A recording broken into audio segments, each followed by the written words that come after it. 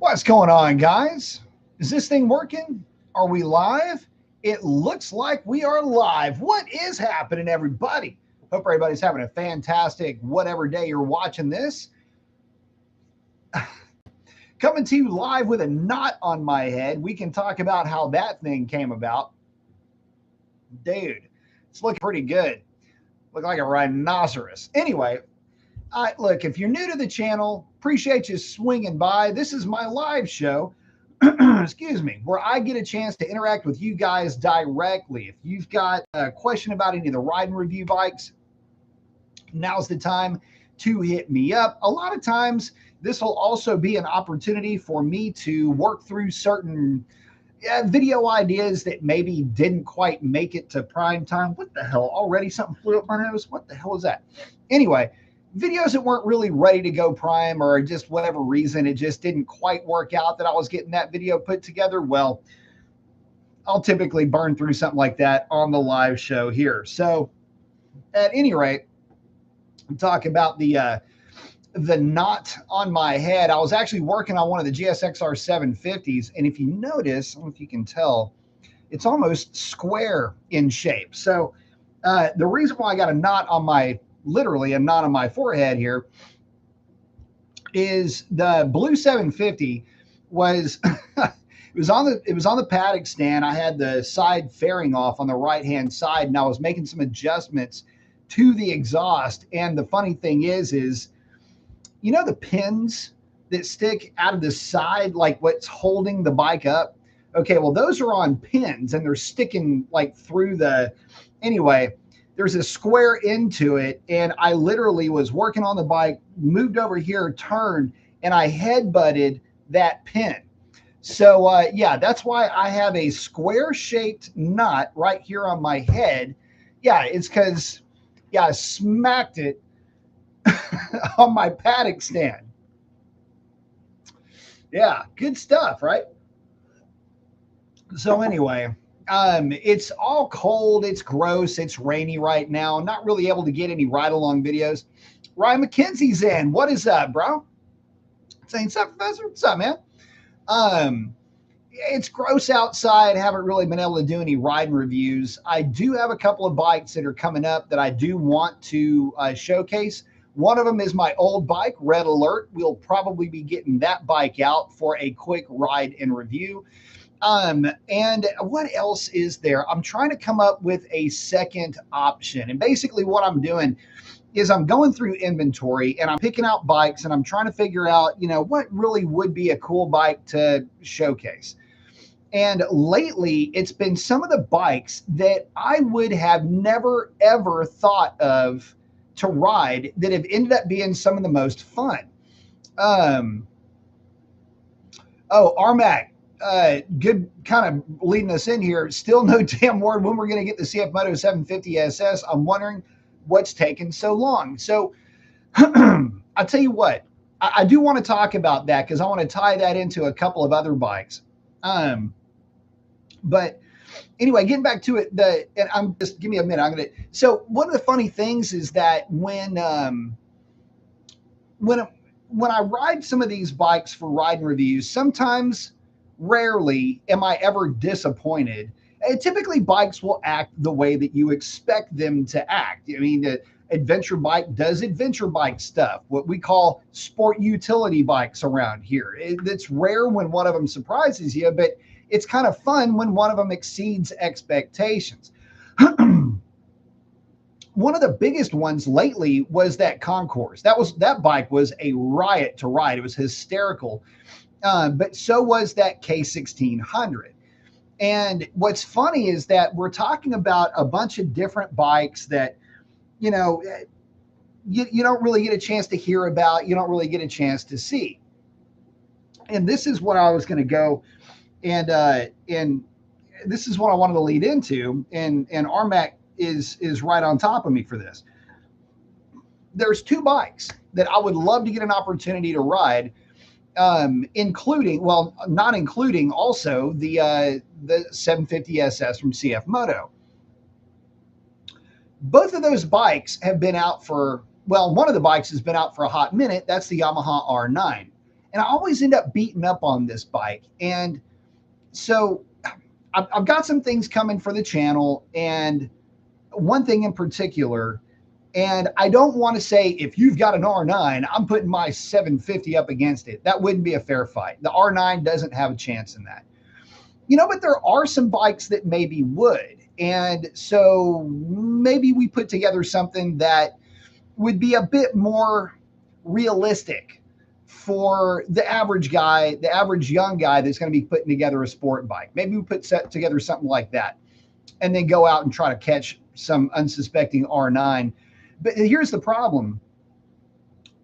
Where are the R9s, right? I always bring this up. And if you've got an R9 and you're local, I would love to check it out, because they're non-existent in dealerships right now. One bike that is, though, is the KTM RCR 990. And I was just hanging out on the phone with my buddy Orange Crush. And, that motorcycle, everybody was asking about the RCR and where that bike may find itself. Like, would I get one for the channel, or what would I do, what have you? And, the thought did cross my mind. The RCR, it's a KTM, so it's got a really cool, brand behind it. Nothing spells, just caution to the wind, excitement, hot rod status like KTM. But here's the thing, and it's kind of a big thing in a way. It's the cost of that bike. There's a KTM dealership local to Orange Crush, and he had gone in there to take a look at that machine and, maybe get an idea for what the cost would be on this thing. And as it turns out, the bike at $14,000 plus the technology pack at another $1,000 brings you to $15,000. Now you sprinkle in tax, title, license, prep, and all the rest of everything that it takes to get that thing out the door. And, you're at that 17 whole ass $1,000 range. 17. I need you to understand how expensive $17,000 is for that bike. That $17,000 for a middleweight. It's what it is. It's not a heavyweight style bike. It's not like a leader bike. And the jury's still out, but it looks like a GSXR 750, not to just keep bringing that name into my mouth, but it doesn't look like it's going to fare well against He Who Is King, right? So that kind of got thrown right out the window. There's just not enough content and not enough revenue that I could generate with that bike. The R9 is a little bit more of a, how do you call it? The R9 would be a little bit more of a sensible choice, I suppose, from a price point of view. But see, everything's got a catch. And for you guys that are on the live show, you've heard me say this before, but I haven't had a chance to ride the R9, but I've ridden the XSR 900 a number of times. And when I've ridden that bike, it's the same engine, the same weight. It's actually more aggressively geared. And there's a lot going for it, except one thing, and that's the power output. And I don't mean to turn myself into a size queen whenever it turns into a power discussion. In fact, the more time that I spend with my GSXR 750s, the more that I'm starting to appreciate not having leader class power, but having world-class handling and plenty of power to balance that handling out. So in saying all of that, sorry guys, my phone's going off over here like crazy. In saying all of that,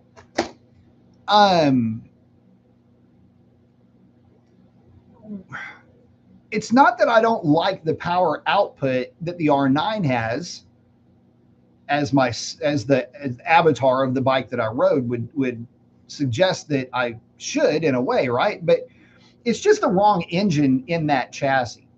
So I'm working on something, but the idea is that the more time that I spend with GSXR 750s,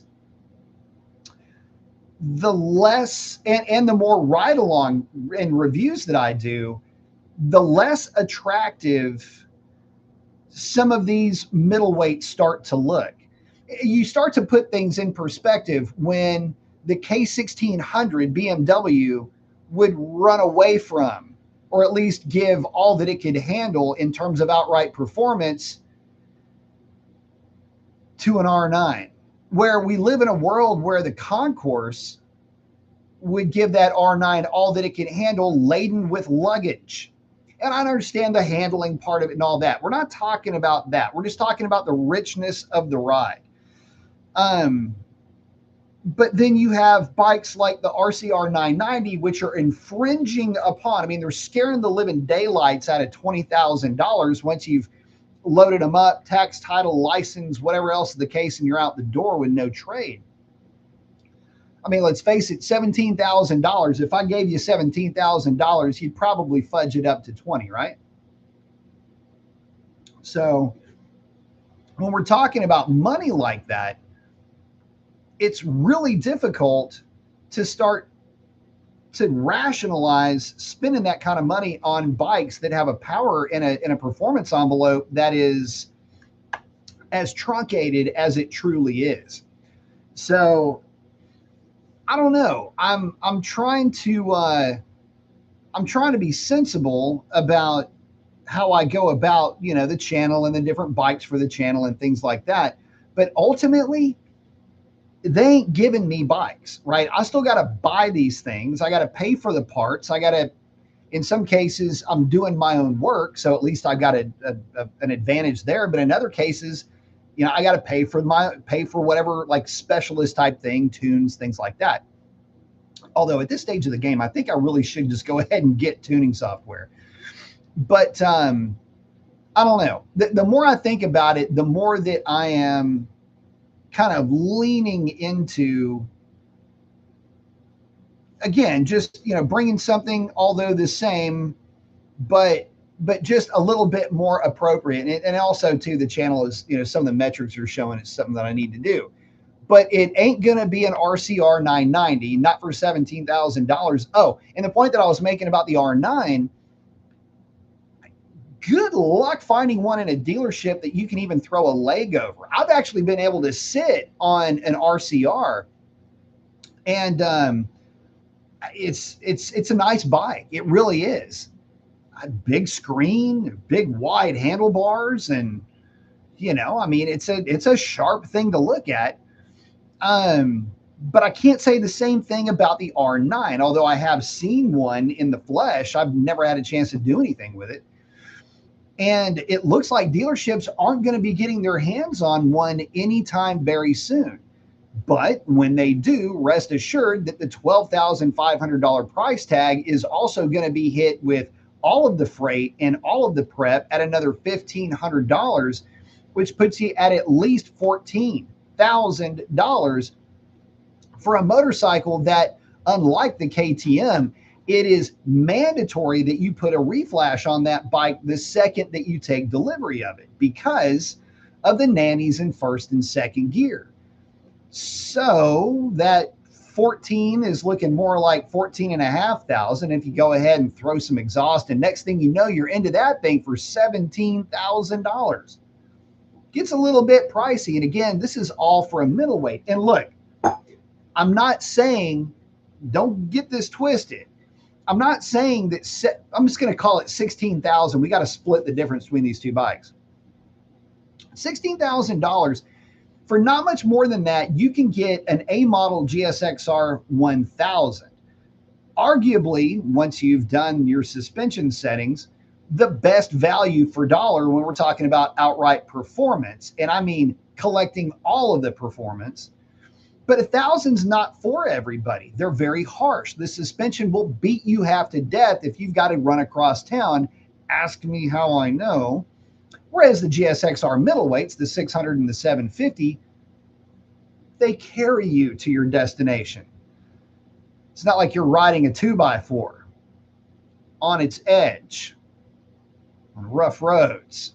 I don't know, some of y'all might like that. Anyway, the point is, I'm not saying you can get a leader bike for that kind of money. I'm just saying that you can get a leader bike not only for that amount of money, but you can get a number of different bikes that are out there for far less that will manage to do the same thing nearly equally as well.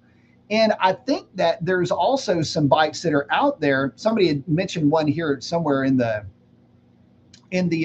comments somewhere. Um, Somebody had mentioned that there's like the Hornet 750, the GSX-8R, the GSX-8TT, which by the way in person is criminally pretty. You could buy that thing and just have it sit in your living room. Um, there's all kinds of other motorcycles that are out there that you could enjoy. But strangely enough, I don't really know. Carry the one. Yeah, there aren't any other bikes that are out there that can compete with the GSXR middleweights in terms of value, regardless of what they cost, versus performance, smoothness, reliability, because that is a very real concern.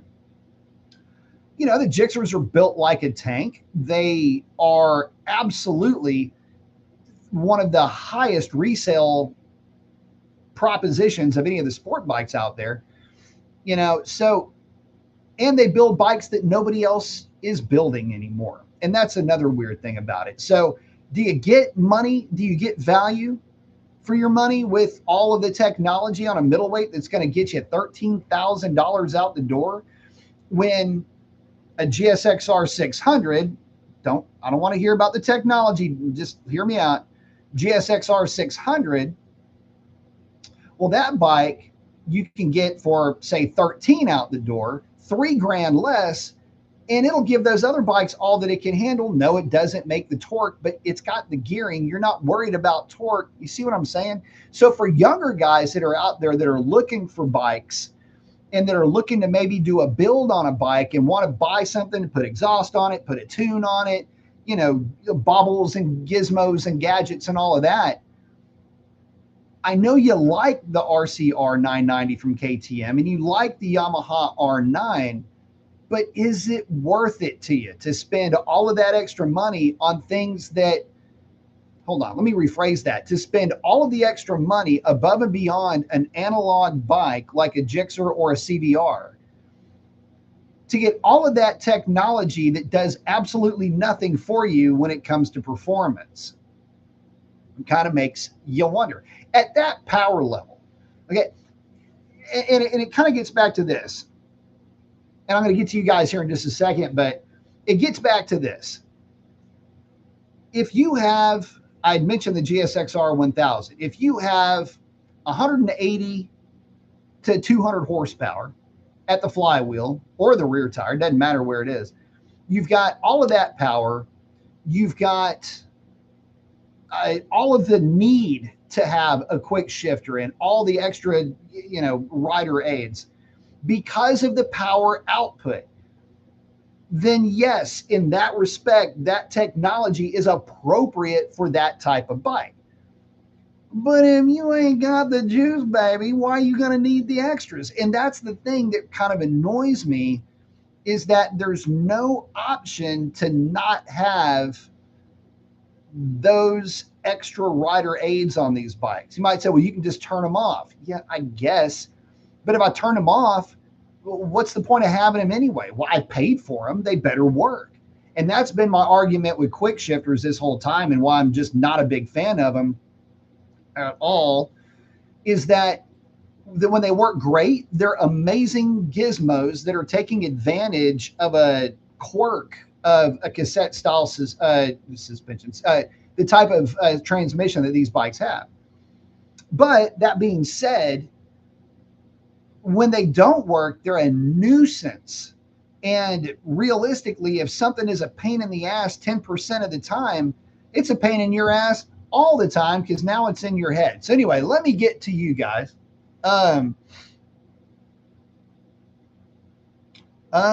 Skids is hanging out with Armac. Asking if I saw the new GSX-8R unveiled. I did. It's noise.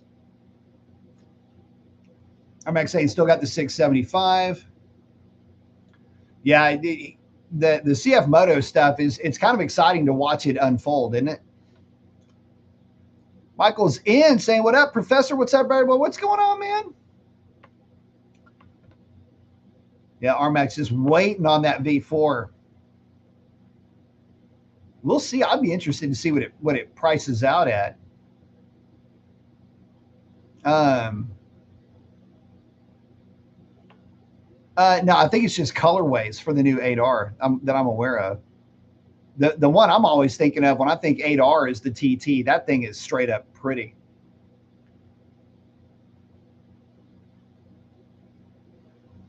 Armax saying, yeah, it's just, here's the funny thing. The price of that bike, let me put it to you this way. The thing about, and this kind of is a Suzuki thing. One thing you can rest assured with is that engine, chassis, that whole platform is going to be bomb proof, super reliable. Skids is liking the Hornet over the 8R. I tell you what, they are two completely different bikes to ride. I'll put it to you like this. Here's the funny thing. The Hornet is really good. What I like about the Hornet is that at least it's got a little bit of rev to it. One of the things about the Hornet that you notice straight away is that compared to the 776 that is in the V-Strom, the GSX-8R, the TT and all that, that engine is very grunty. But believe me when I tell you, the party is over with at about 8,000 RPM. If you ride one of those bikes, I don't care what the spec sheet says, you will start collecting shifts at about 8 or maybe 8,500 RPM on that bike. You're not going to be on the far right-hand side of the tack very often, if ever, on that bike or on that engine with whatever bike you're on. But the Honda, it kind of rewards you to be on the far right-hand side of the tachometer. And one of the things that I noticed about the Hornet that I really liked was when you're on it on that bike, you always feel like it's got a little bit more to give.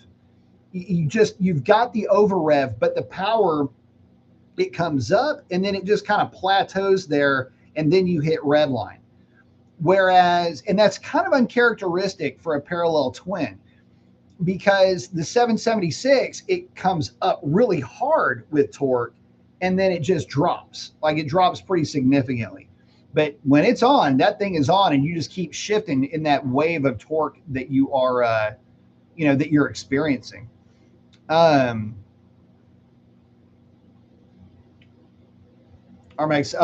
liking that Hornet also.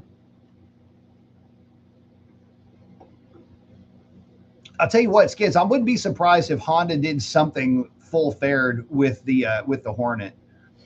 I would like for him to anyway, mainly because look, people are starting to figure out that fully fared bikes are just easier to ride in general, especially if you're on the motorway. You're getting the air pushed around you, and it makes for a nicer ride for sure. Let's see.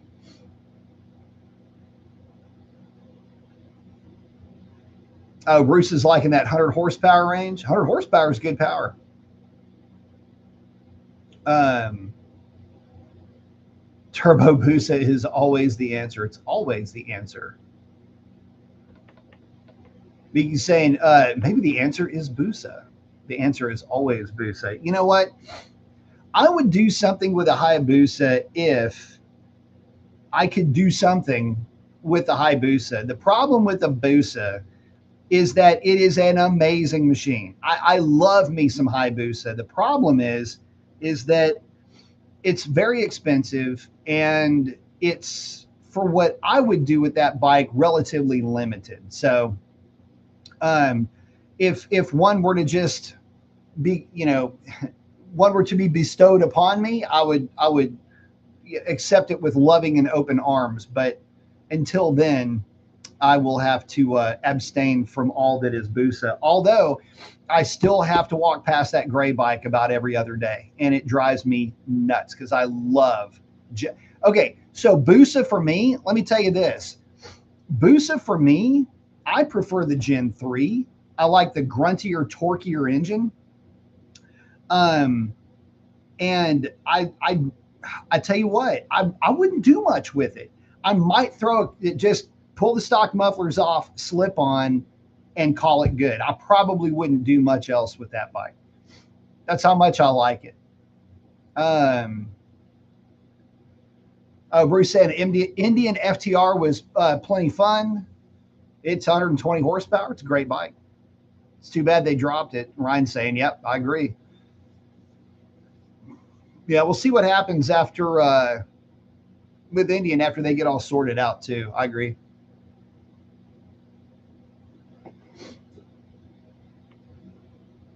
Yeah, all of these bikes are all really good nowadays too. That's the other thing. You'd be really hard pressed to find bikes nowadays that aren't good.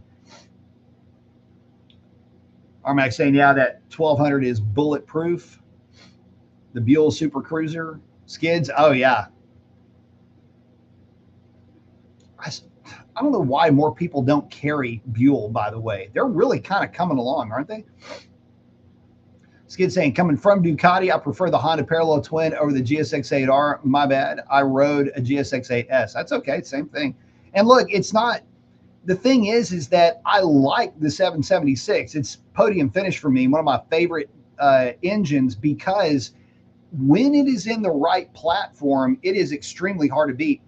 Matter of fact, that V-Strom darn near came home with me. That's how much I liked that engine in that bike. Armac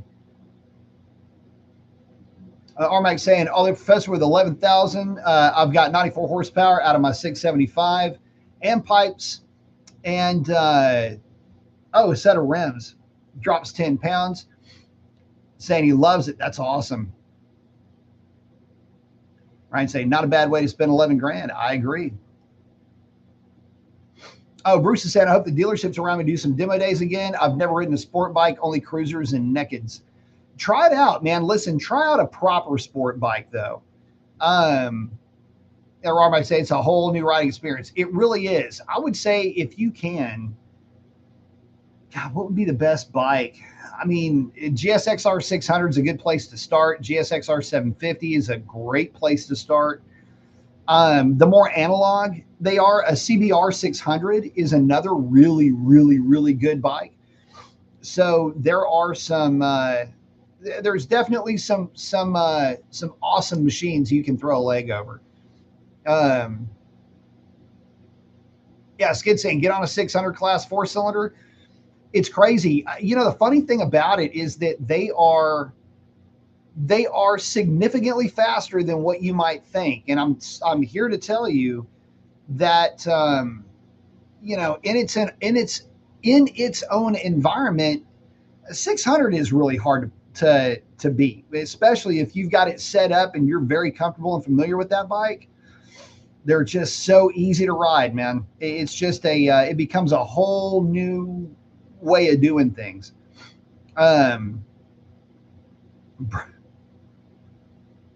Skid saying, yes, Gixxer 600. I love that bike, dude. The Gixxer 600 for me is one of my all-time, well, I've done 2 ride reviews with that bike.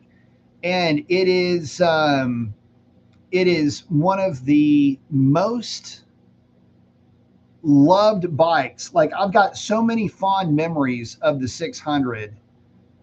It's just the 600 and the 750 are just such good bikes in general. But man, that 600 is good stuff. Felipe is in saying, hello, what's up, everyone? What's up, man? Bruce, Ninja 650 sounds about wrong.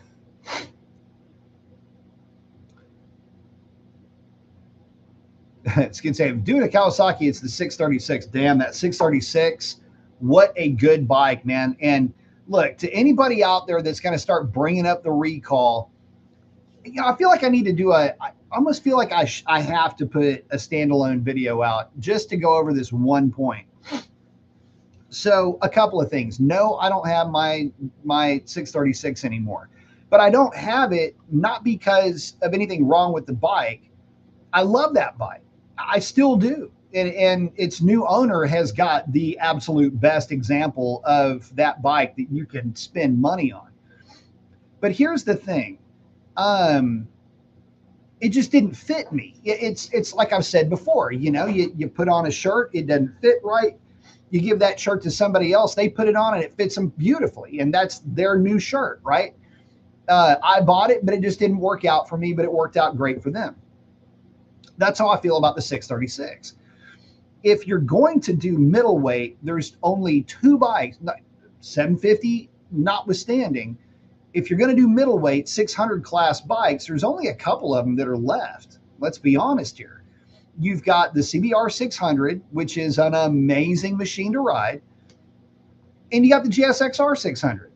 And the GSXR 600 is arguably the best, if you're talking about fitting me anyway, because it's the same chassis that the 750 has. They share everything. But the other side to that is that, again, go back to the reliability aspect. They are freaking nuke proof. Bruce saying the ZX6 is the reason why I've always wanted to get a bike. It's a great bike. They always have been great bikes. So anyway, the point that I'm making is you can't bring in that whole recall thing. I'd ride my bike across country, and it's because it went through its recall before it was ever even registered. So I ain't worried about that. Too many people out there that are just out there ripping it up on those bikes to even be remotely concerned about that.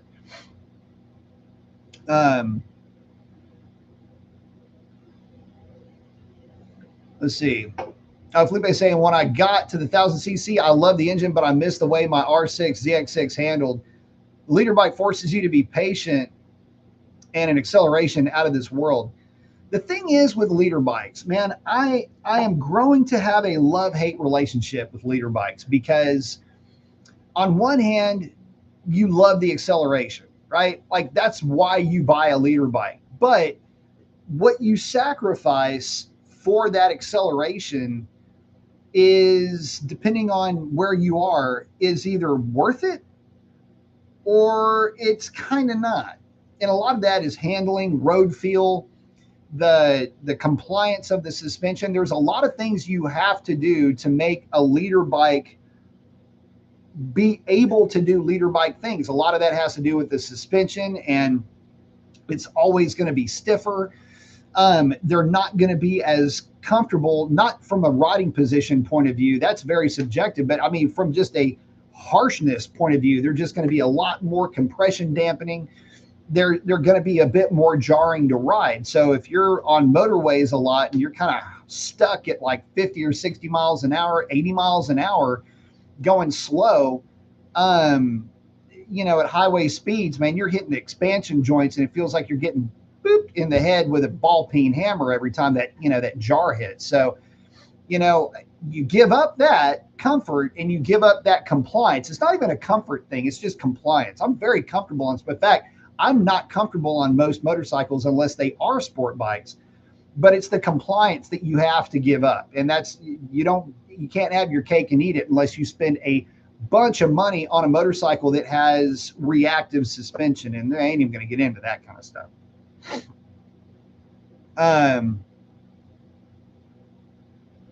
Let's see.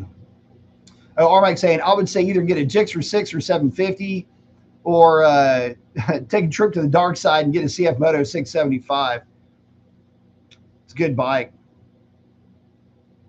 This kid saying the trees move so quickly past me on a leader bike. I get it.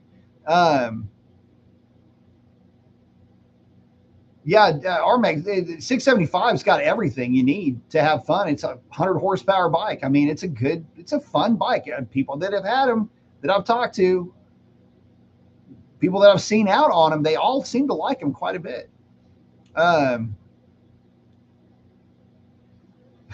Armag saying Skids is a duck fiend in the chat.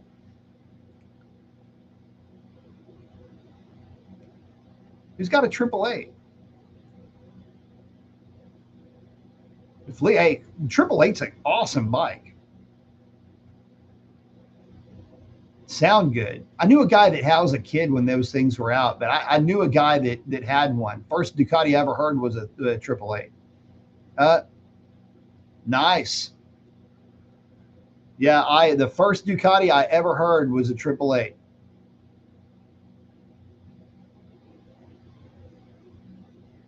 But but yeah, no, seriously, guys, the as far as where I'm at with bikes and all of that, I will say that if you get really comfortable with a leader bike, it's kind of funny. You get really comfortable with a leader bike, and then you find that you want more out of it. Like you want it to be everything, and they can't be. They can't be because the suspension won't allow it to be what it is. Um, you've got to be able to harness that power, and unfortunately, to do that, you've got to have a bike that uh, reality just doesn't allow it to be what you want it to be.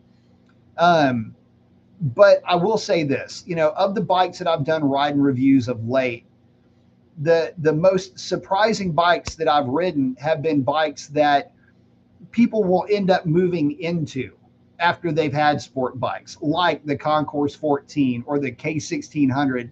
I tell you what, that K1600 stripped down would be a nasty bike. I'm telling you.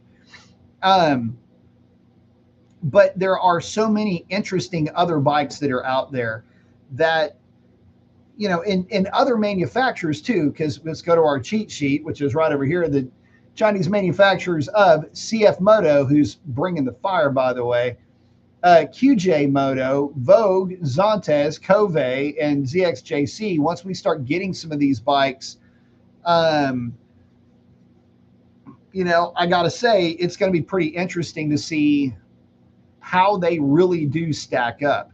Um, I will also say that, of the bikes that I've seen some kind of a review on the overseas stuff, because we don't get this stuff in the States yet.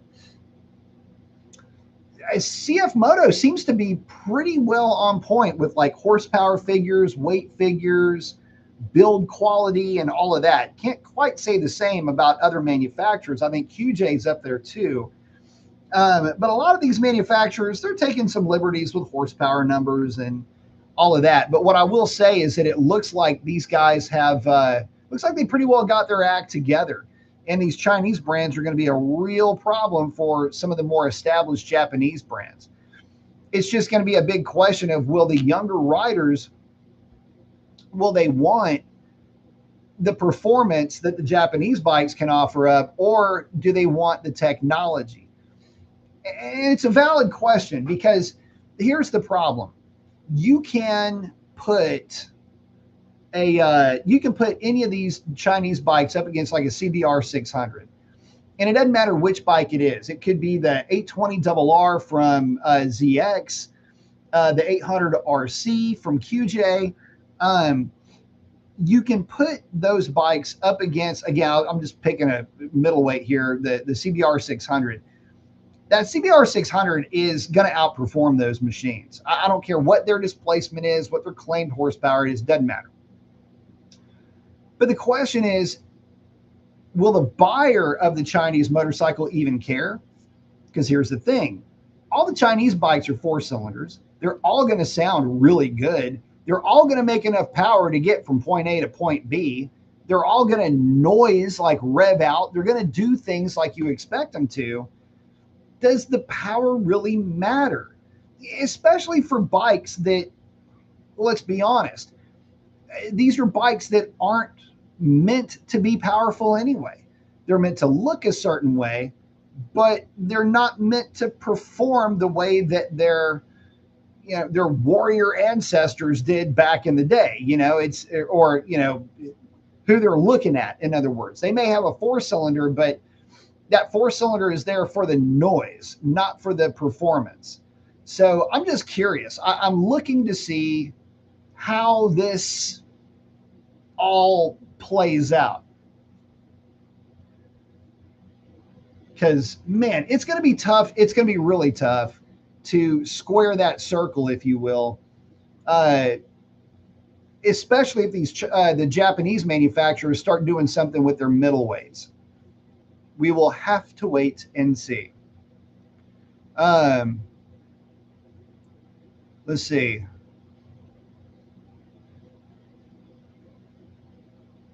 Oh, Ryan saying, look, and here's a good point. CF Moto with a tuned pipe, lighter wheels. It's pretty close to the old Gixxer. I mean, for the way he's riding that bike, that's the whole point. You can get a ton of performance out of these things. And it doesn't, and again, I have to say this, and I'm not trying to say this for effect. I really do mean what I say. That, listen, if you're on this and you hear this, just do me a favor. Don't be so concerned about horsepower. Don't be so concerned about spec sheets. You don't ride them on a dyno, and nobody even cares what spec sheets are anymore. I do ride-in reviews. That's one of the things that I do, right?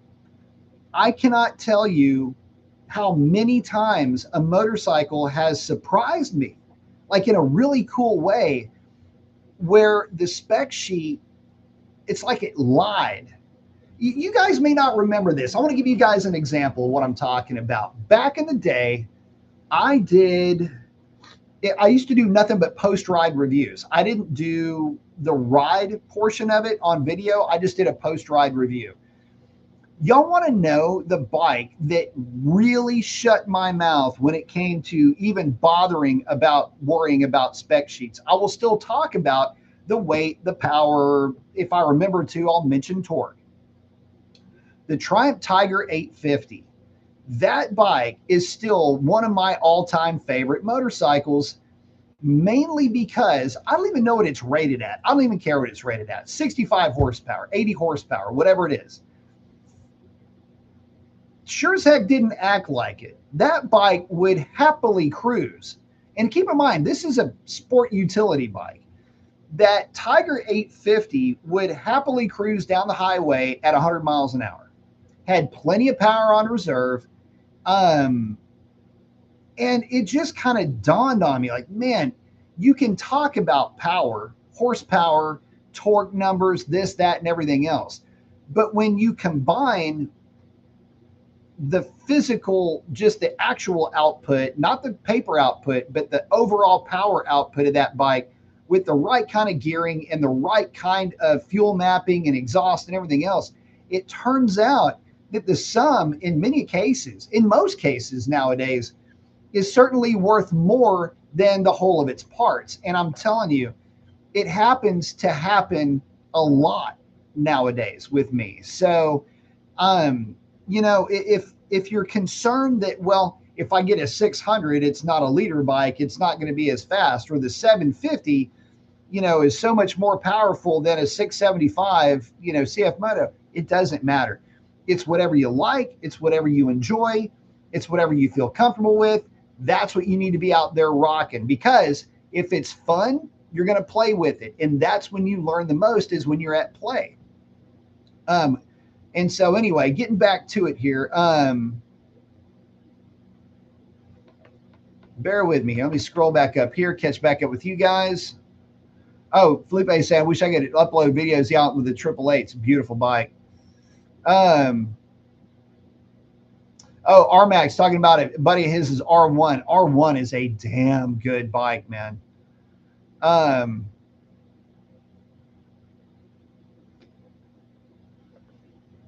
Oh, Skid's talking about the 888. Hadn't seen one, but he's seen the 98, the yellow 916, which is really sick, in Kansas City.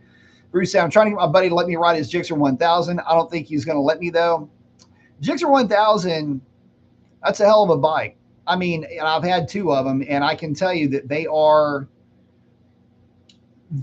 fast. Like, they're weirdly fast. When they're stock, they're adorable to ride. I love stock leader bikes, because at the stock power level of, say, 150 or 160 rear wheel horsepower, they never really get away from you. But when you start throwing the kitchen sink at them, things can get a little bit lively.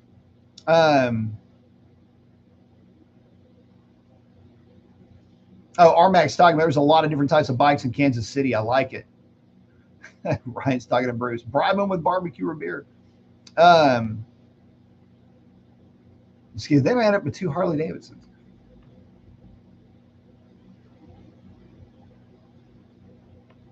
Felipe's saying, absolutely love the 888. It's unreal. Regarding the 1000, I only really enjoy my bike when I live in the city and I get on the highway doing long distances. In the city, it's kind of hard. Yeah.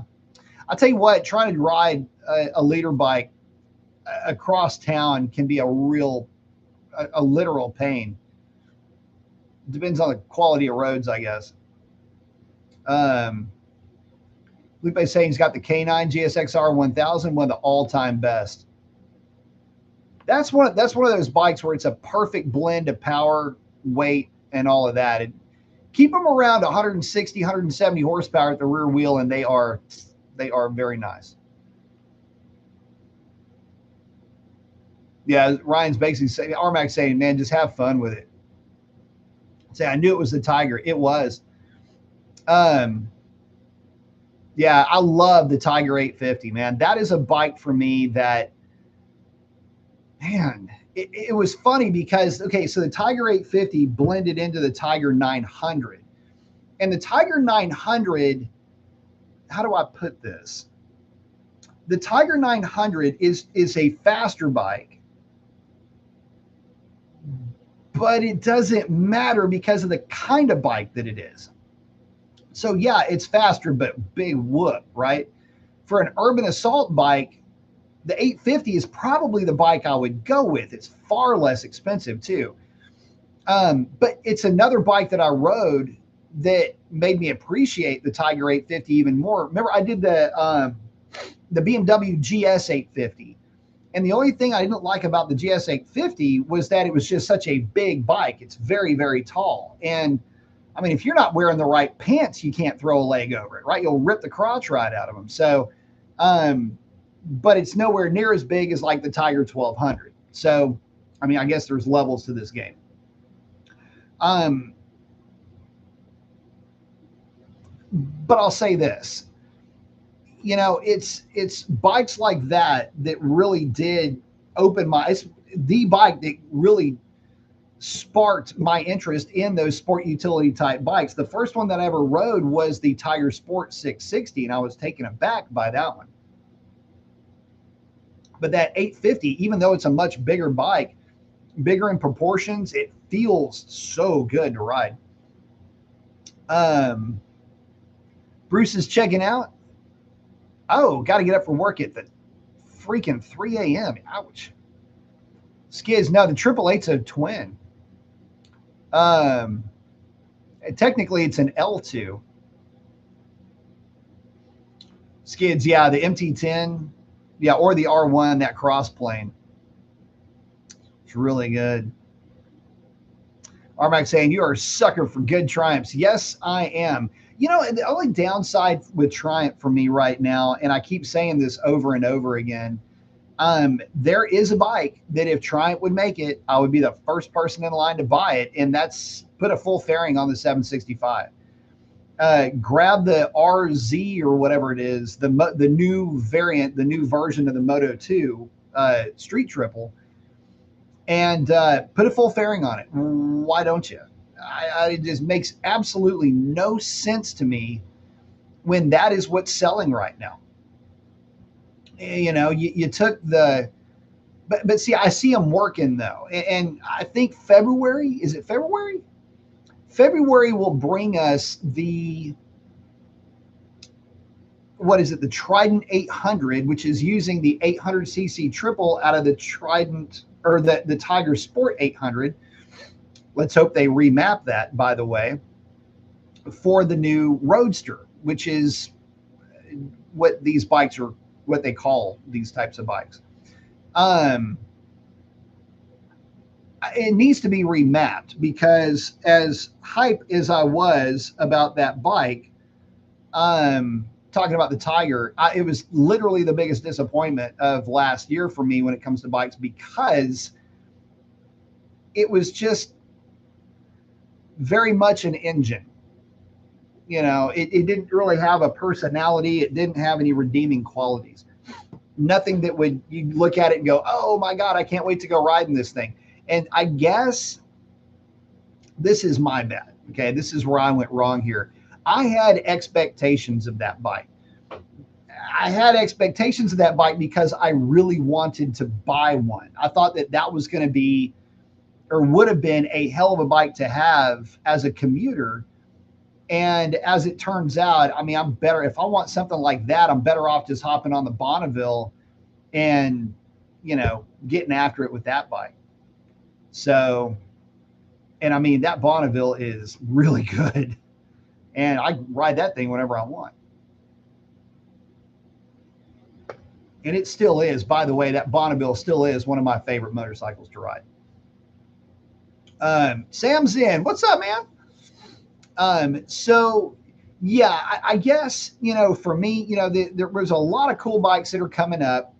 I'm going to try to bring you guys some ride reviews, but the weather's got to clear up. We're probably in for, where's my calendar here? We're probably in for about a month worth of this kind of weather. Hopefully we can burn through this though pretty quickly, get some nice weather, get you guys some riding reviews. Again, Red Alert will be part of that, more than likely. And we'll see what happens after that. There's going to be some, like I say, there could be some changes coming as far as what's in the fleet, but we shall see how that plays out. But I'll say this, I'm having such a good time with these 750s, man. I cannot even think of, you know, of, it drives me nuts. I can't ride them every day. Tim's in. Greetings from Texas to you in Australia, my friend. Oh, so it's funny you asked that. So he's asking if I can have one of the other bikes in the background instead of this thing, instead of the Olmo. One of the funnier things is I'll always say, you know, when it's cold outside, they're cold too. Bring them inside. So whenever it starts really getting cold in here, you'll see this whole back behind me will be stacked with motorcycles. So yeah, you never know. It used to be sometimes when I would do it, when I would showcase something, it might be in here, like when I'm working on something and it's cold, I'll bring everything in here and I'll do hey, we're doing a gear. Like I did that for the Z900 RS. What else did I do that with? Oh, I did it for part of the exhaust install for the GSX-R 750. So yeah, that was kind of fun. But yeah, there's some, I don't know. I got to say this. One of the things, I don't know, it's an issue or what. I don't understand. This drives me nuts. So Suzuki still makes their 4-cylinder sport bikes, and Honda still makes the CBR 600. It is just driving me nuts that you can't get your hands on an R6 anymore, but I understand why not. That bike is just way too expensive to build for the kind of money that you got to ask for it. But in saying that, just let that statement just kind of, you know, be let that tone just kind of resonate out, because, you know, what we were talking about before with what people are spending on motorcycles like the R9 and like the KTM RCR 990, it kind of got me to thinking, in the North American, in the Australian markets, you know, wherever Suzuki is selling the Gixxers and wherever Honda is selling the CBRs, how is it not economically viable to still sell like an R6, right? And why is it that Yamaha, even though, well, I say, why is it that Yamaha can't make, you know, a cross-plane 750, you know, to go up against the Gixxer? I guess the R9 is supposed to do that. But again, dealerships don't have that bike in stock right now. And so, you know, it's one of those things. One day I'm going to get a leg over one, and I guess this will be where I go to ask if anybody's got one locally. Let me know. Now, I may end up having to rent one to do a riding review on it. And if I do, you will see it here first. Although the thing is that it won't be the first R9 video that you will have watched. And It will certainly not be the last one that you will be bored by watching, that's for sure. Because again, with as many people as I have seen that have spent the money on those bikes and have really tried to put out content, quality content, man, it's just I don't think it's landing the way that a lot of folks would have hoped. Certainly not landing the way that Yamaha would have hoped. That's for sure. So we shall see. Hey Tim, you guys do get the GSXR middleweights in Australia, right? Or am I losing my mind? I think y'all do. Yeah, of course you do. You just got one. You have one. Enjoy the ride saying, howdy, Mr. Mason. Greetings again from Tennessee. Hello, Tennessee. Have you thought of mini motos along with your other bikes? Seems I chose my Grom frequently over the normal bikes in the garage. They are a riot. I've thought about it. There could be one coming if I can get my hands on just a roached out Grom. I would love to. With the only, and there's people that live out here that have Groms, by the way. With the whole intended purpose of literally riding from the house to the shop on the back tire. Like that's why I want a Grom. I literally want it because I want to unicycle that thing from the house to here. So it just seems like it would be fun. But yeah, I don't know that I could have a Grom and not just do nothing but wheelies all day with it. That thing just looks like it would be so much fun to play with. And here's the thing, people that have them absolutely love those things. So, I mean, you can't go wrong with the Groms. But I don't know. We'll see. You know what's funny is that they flip pretty quick. They do not last at the dealership too long. I know that. Oh, Skid's talking about the CF Moto Papio. Yeah, that's another one. That's a good looking bike too. You know, well, it's a good looking bike in print. I've never actually seen one in person. Oh yeah, so there's a stop sale right now on that bike, and it's something about a lot of Hondas, but an emission recall. Something was that the gas tank one or the gas cap or something. I forget what it is, but yeah, nothing but recalls. Lots of recalls going on. My truck has a recall. Imagine that. A Dodge with a recall, or hold on, Ram. Sam saying, forget emissions. I'd like to. Be nice not to deal with that stuff anymore. Especially on motorcycles. It is one of the dumbest. I don't understand the logic. The big picture point of view, just it makes no sense. Yeah, he's talking about the fuel vapor emissions recall. Yeah, it's something to do with something with the gas cap. It's a pretty easy fix. There's really not a whole lot to it. I think the whole assembly, the whole gas cap ring assembly has to come off and they put another one on or something like that. So just kind of a dumb, I mean, of all the things. Yeah, oh, so y'all know it's funny. Speaking of that kind of thing, so the blue bike is a California bike, and the California bikes, the GSXR 750, it has a slightly smaller gas tank because it has to accommodate evaporative emissions equipment. It has a pair of these little, I say little, they're about the size of a Dr. Pepper can in each cheek, each of its butt cheeks, if you will. And they're on the rear cowl, and they're charcoal canisters.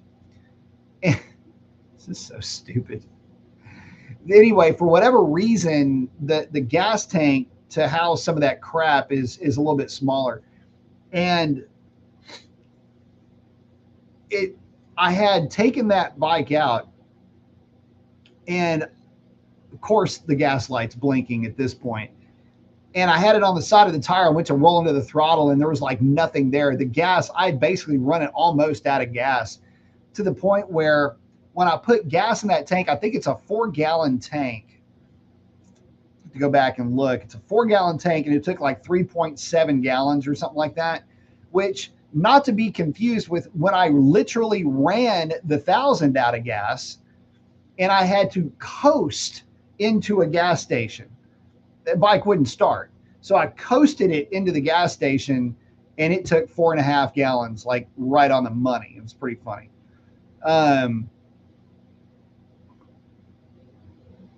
Enjoy saying, you're talking about the blue bike. Yes, that is a California bike. She's a Cali girl.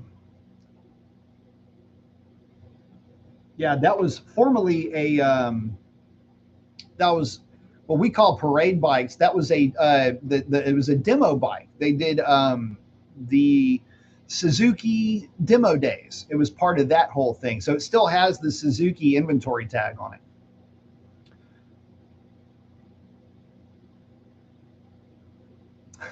TL1000, dude. My RC51, I did that a couple of times with that bike too. TL1000 got awful gas mileage. Fun bike though. It's just like my RC51, man. That lot of fun back in the day, man. I was doing some goofy stuff with bikes back in the day, man. TL1000 is a cool rig. I've nearly bought one, and back then I'd nearly bought one on a few different occasions. Love that bike. So, but with that, guys, we're into it for an hour. I got to wrap this up. Listen, stay tuned. More to come with the channel. I'm going to try to get you guys some ride reviews as opportunities present themselves with this weather, because it's been gross and all rainy and all that. So I'll bring those to you as I can. But with that, guys, I got to get out of here. Listen, get out there and do something cool for somebody, because chances are they need it way more than you know. And I will hope to see you guys on the next one. Y'all take it easy.